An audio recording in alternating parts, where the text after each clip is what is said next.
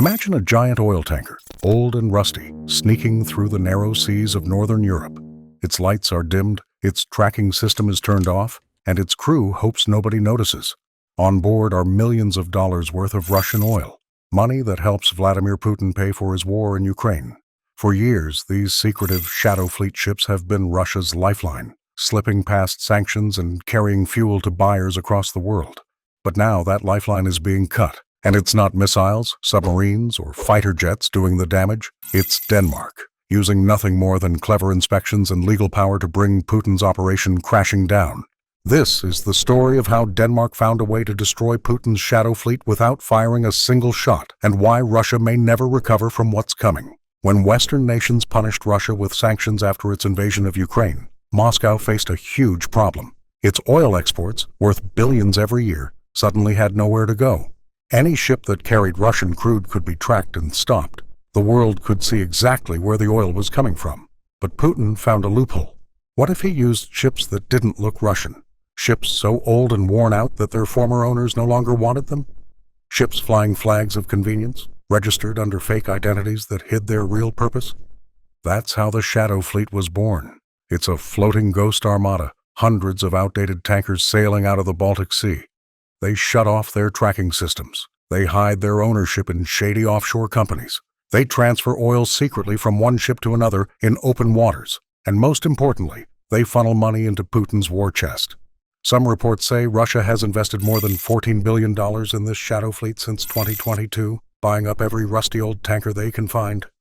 At first it worked. The shadow fleet carried billions of dollars worth of oil, helping Russia soften the blow of sanctions. But the plan had a fatal flaw. These ships are too old, too unsafe, and too dirty to escape notice forever. That's where Denmark comes in. Denmark controls one of the most important choke points in Europe, the Skagen Red anchorage. It's the key gateway in and out of the Baltic Sea. Every year, about 60,000 ships pass through this narrow stretch of water, and every Russian shadow tanker headed west must cross this point. For years, Denmark has been checking ships there for safety and environmental rules. Now it's turning that routine into a weapon. Instead of ignoring the suspicious tankers, Denmark is doubling down on inspections.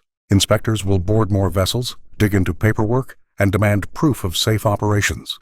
They'll check scrubber water discharges, fuel standards, waste management, and scrapping certificates. If anything looks suspicious, the ship gets delayed or stopped altogether. And here's the genius part. Denmark isn't breaking any rules. It's simply enforcing existing EU environmental standards, which every ship is supposed to follow. That means Russia can't complain. After all, shadow fleet vessels aren't supposed to have any obvious ties to Moscow. If Russia admits these ships are theirs, the whole illusion collapses. So when Denmark stops them, Putin is trapped. And these ships are easy targets. Most are more than 15 years old, near the end of a tanker's lifespan. Reputable operators usually sell tankers at that age because maintenance costs skyrocket. Surveys and inspections can cost millions, and older ships become a nightmare to insure. Russia doesn't care. As long as a ship can float and carry oil, it's part of the shadow fleet. But Europe cares a lot. The older the ships get, the more dangerous they become. One major accident could spill oil across the Baltic Sea, a nightmare for coastal nations. Already some shadow fleet tankers have been spotted leaving oil slicks in their wake. These aren't minor risks. They're ticking time bombs. Denmark is closing the trap at the perfect moment. By blocking these shady tankers, it hits Russia's finances where it hurts most. Oil exports are one of Putin's few lifelines. In 2024 alone, Moscow earned more than $16 billion from shadow fleet sales. That money stabilizes Russia's currency, fills its budget, and pays for its war machine. Without it, the Kremlin faces massive deficits. If Denmark succeeds, Putin loses billions every month, money he desperately needs to keep fighting in Ukraine. But Denmark isn't acting alone. The EU has already blacklisted more than 400 of Russia's shadow fleet ships, with more on the way. The UK sanctioned another 135. Every day, Russia's options shrink, and the geography makes it worse. The Baltic Sea has only a handful of exits: Skagerrak, Kattegat, and the straits near Bornholm Island, all controlled by NATO countries. If Norway and Sweden follow Denmark's lead, Russia's shadow fleet will be cornered completely. There will be no easy passage for Putin's tankers. Russia knows this, and that's why it has started acting more aggressively in Danish waters. Reports tell of Russian warships sailing on collision courses with other vessels, aiming weapons at Danish ships, and even using GPS jamming to disrupt navigation. It's intimidation without direct conflict, a way for Moscow to signal its anger. But Denmark isn't backing down. Instead, it's doubling its defenses. In recent months, Denmark has deployed sail drones, unmanned vessels packed with sensors and cameras, to monitor the Baltic Sea more closely than ever.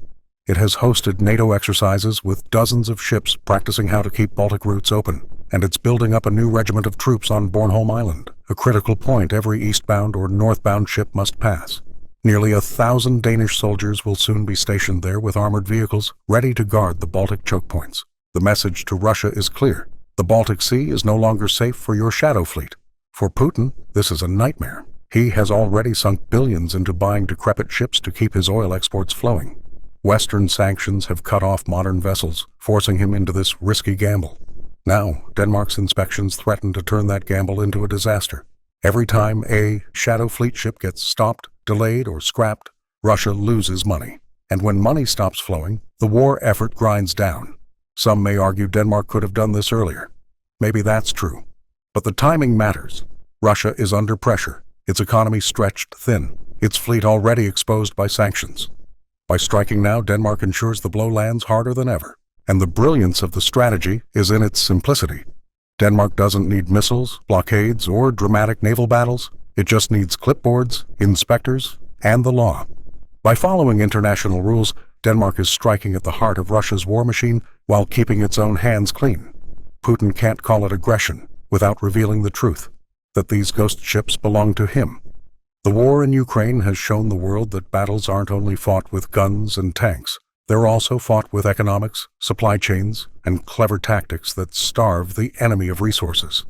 Denmark has found a way to do exactly that. By blocking the shadow fleet at the gates of the Baltic, it is cutting off the blood flow that keeps Russia's war alive. In the end, this may be one of the smartest moves Europe has made since the war began. Putin built his shadow fleet to outwit sanctions, but he didn't plan on Denmark turning the Baltic Sea into a fortress. With every blocked ship, Russia's position grows weaker. With every inspection, Putin's billion-dollar investment in old rust buckets looks more foolish. The shadow fleet may have carried Russia through the first years of sanctions, but thanks to Denmark, its days are numbered.